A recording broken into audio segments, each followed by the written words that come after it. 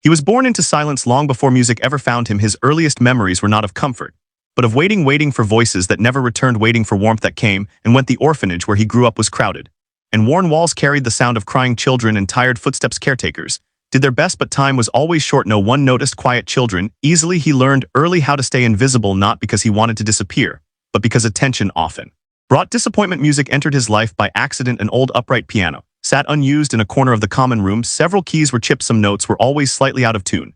Most children ignored it, some banged on it for noise. He approached it slowly. The first time he touched the keys, he felt something shift inside him, not excitement, not joy, recognition. He pressed one key, then another, listening carefully, remembering the sound. From that day forward, he returned whenever he could. Early mornings, late evenings, any quiet moment he could find. No one taught him, no one corrected him. He learned by listening. He listened to the space between sounds. He listened to how one note wanted to follow another. He remembered everything. Years passed quietly. He grew taller, but remained thin. He spoke little, but his hands learned to speak for him. Caretakers noticed he was different, not disruptive, not demanding, just focused. They allowed him time with the piano because it kept him calm. They did not know it was shaping his entire mind. Music became structure in a world without stability.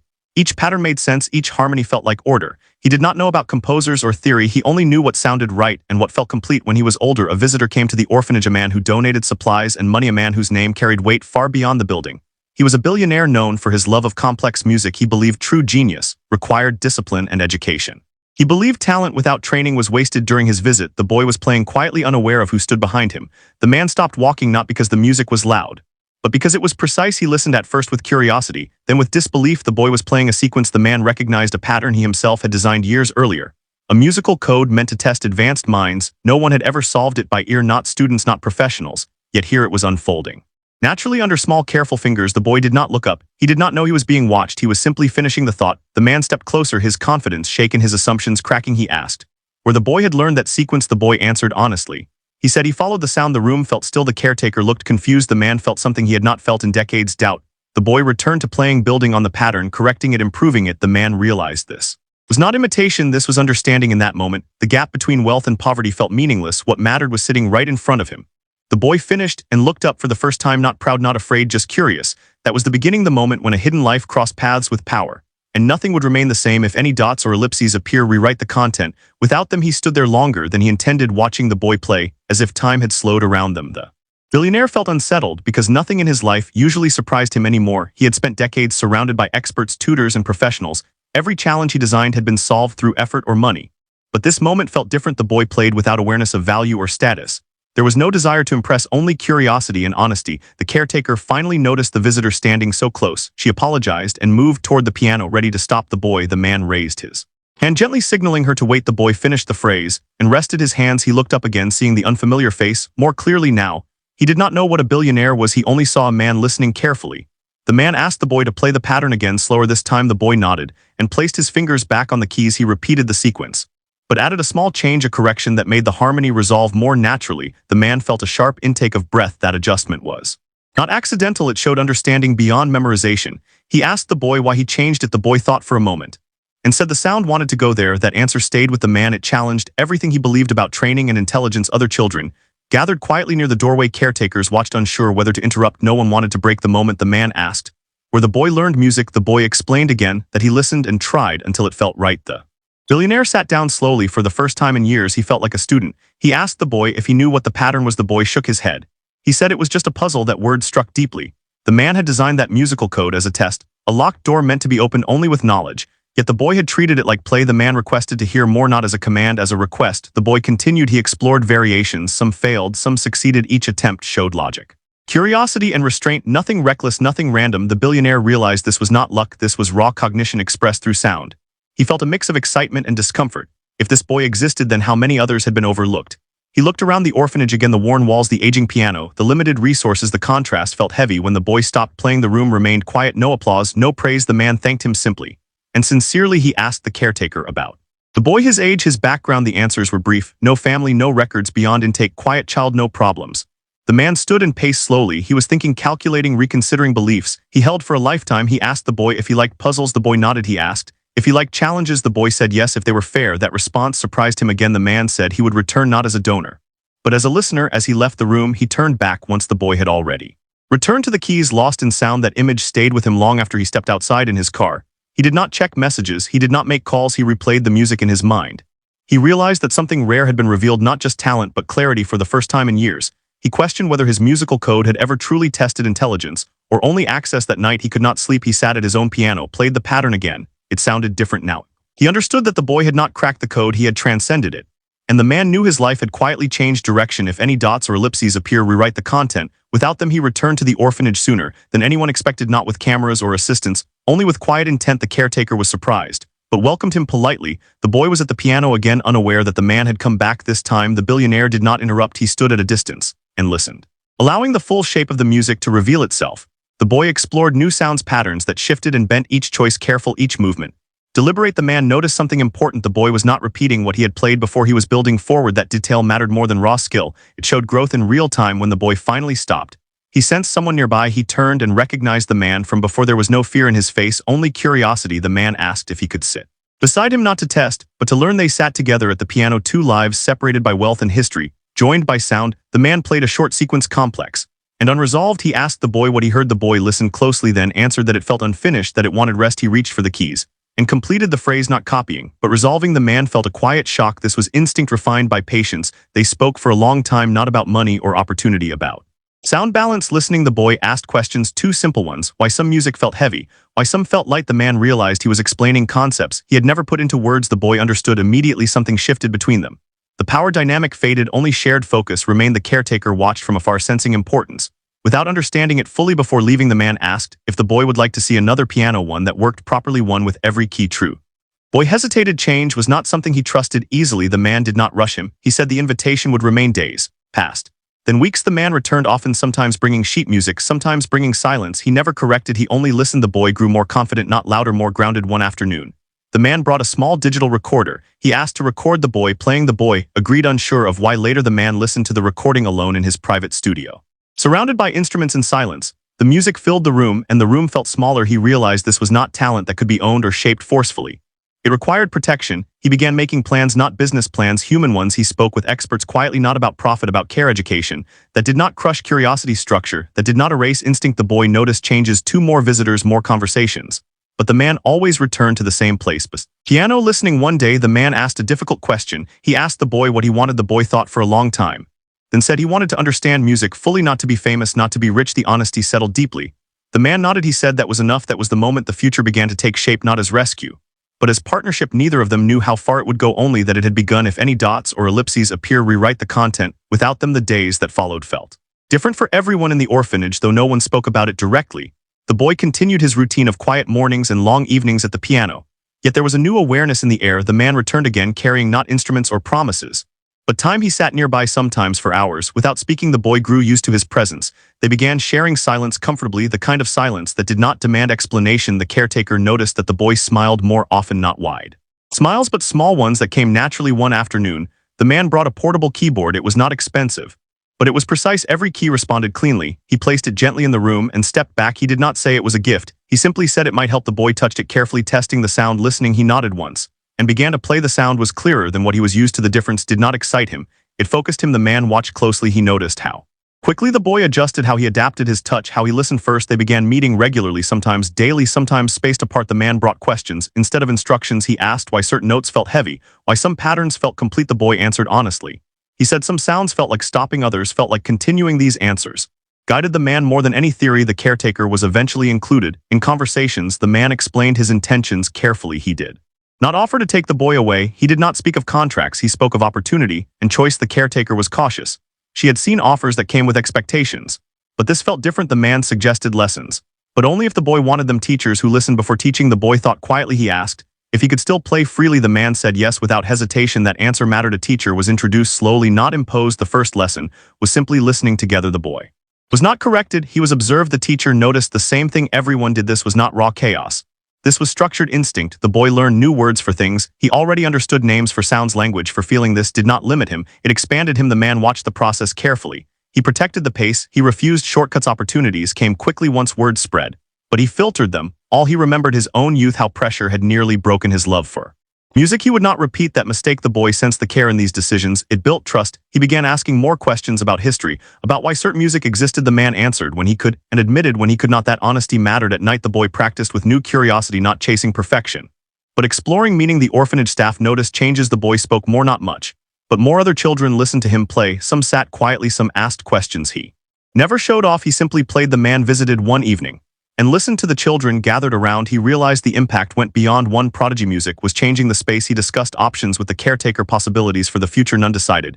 Yet the boy overheard part of the conversation. He did not interrupt. Later, he asked a single question: would he still be allowed to return? The man answered immediately yes. That reassurance settled something deep. Change was coming, but it would not erase where he came from. The boy slept well that night for the first time in years without dreaming. And the man understood that whatever happened next, it had to honor this quiet trust. If any dots or ellipses appear, rewrite the content. Without them, the routine continued to grow gently without sudden changes. The boy still woke early and practiced before the others stirred. The difference was that now he felt supported rather than alone. Lessons became part of his week, but they were shaped around listening.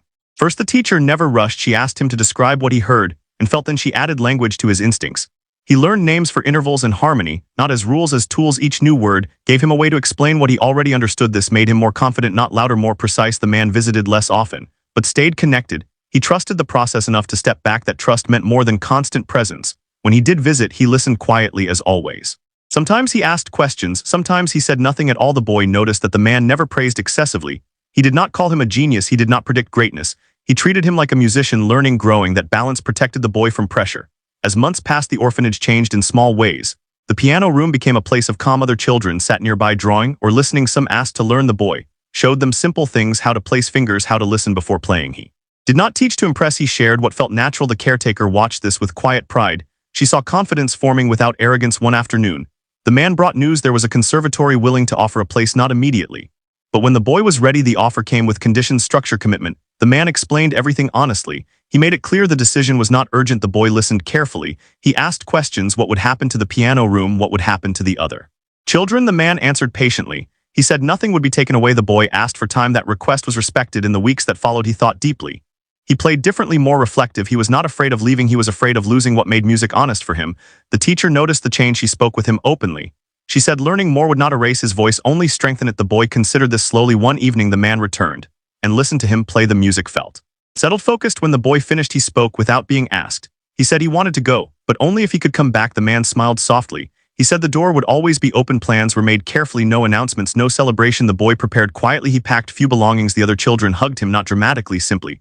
The caretaker reminded him he belonged to many places. Now on the day he left, the man drove him himself. They spoke little. The boy watched the city change through the window. He felt nervous, but steady. The new place was larger, louder, more structured. At first he felt out of place, but the piano felt familiar. He sat down and played. The sound grounded him. Teachers listened, not judged. The man stayed nearby for the first day, then stepped away. The boy stood on his own that night. He wrote a simple note to the caretaker. He said he was safe. He said he was listening. The journey had changed shape, but not direction, and he knew the path ahead would require patience, the kind he had already learned. If any dots or ellipses appear, rewrite the content. Without them, the new environment challenged him in ways he had never experienced before. Days were carefully scheduled and expectations were clearly stated.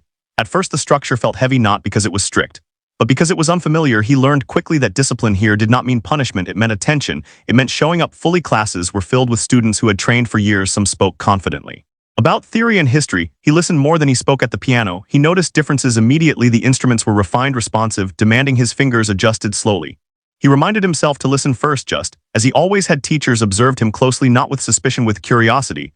They noticed how he approached sound, how he paused before playing, how he let silence guide him. He struggled with written exercises at first, not because he lacked understanding, but because translating sound into symbols felt distant. He worked patiently, asking questions, not rushing. When frustration appeared, he returned to the keys. Sound helped him realign. Other students began to notice him. Some were impressed, some were unsure how to place him. He did not compete. He focused. This calm unsettled some and inspired others. One evening, a teacher asked him to explain his interpretation of a piece. He spoke simply. He said the music felt like it needed space. The teacher nodded. She said that was right. Insight. Encouragement came quietly, not loudly. He missed the orphanage at times, the familiar room, the shared silence. He stayed in contact with the caretaker. Short messages, simple updates. The man checked in occasionally, never intrusive, always supportive. He reminded the boy that progress did not need to be fast, only honest. As weeks turned into months, he began to feel grounded. The space no longer felt foreign. He found a rhythm, practice, rest, reflection. He began performing in small student gatherings. Nothing formal, just shared music. People listened, truly listened. He felt that same stillness he once felt in the orphanage. Then later in the hall, it reassured him. Challenges continued, moments of doubt, moments of fatigue.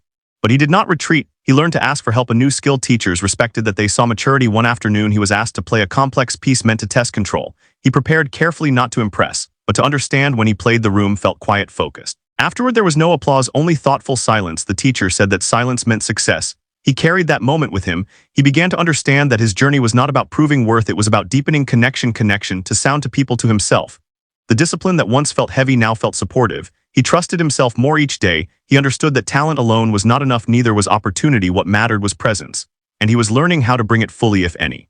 Dots or ellipses appear, rewrite the content without them. As time passed, he no longer felt like a guest in the conservatory. He felt like part of its quiet rhythm. The halls that once seemed overwhelming now felt familiar. The sound of instruments practicing behind closed doors became comforting.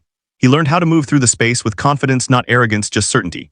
His teachers began trusting him with more responsibility. They asked him to interpret difficult pieces, not to copy tradition, but to understand intention. He approached each piece the same way he always had, listening first, then responding. This approach stood out. Some classmates began asking him how he thought about music. He answered honestly. He said he followed what felt truthful. That answer confused some, but intrigued others. He did not isolate himself.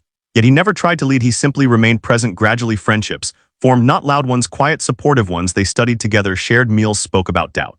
As much as ambition, he realized that everyone there carried pressure. Some hid it better than others. Music became the place where honesty returned. The man who had first noticed him continued to follow his progress from a distance. He never interfered. He trusted the system he helped create. Occasionally, they spoke, short conversations, focused more on how he felt than what he achieved. That care remained grounding. One season, the conservatory hosted a small internal concert. Students were invited to perform. For faculty and peers, the boy was hesitant, not afraid of playing, but of expectation. A teacher encouraged him gently.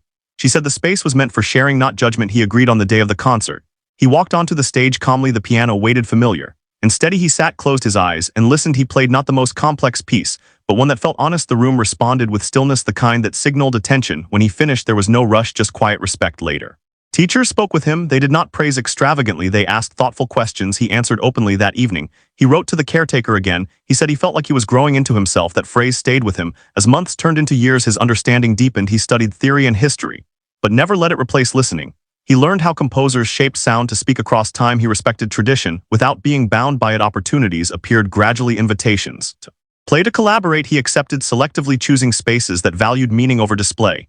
He remembered the orphanage, the broken piano, the quiet room. Those memories kept him grounded.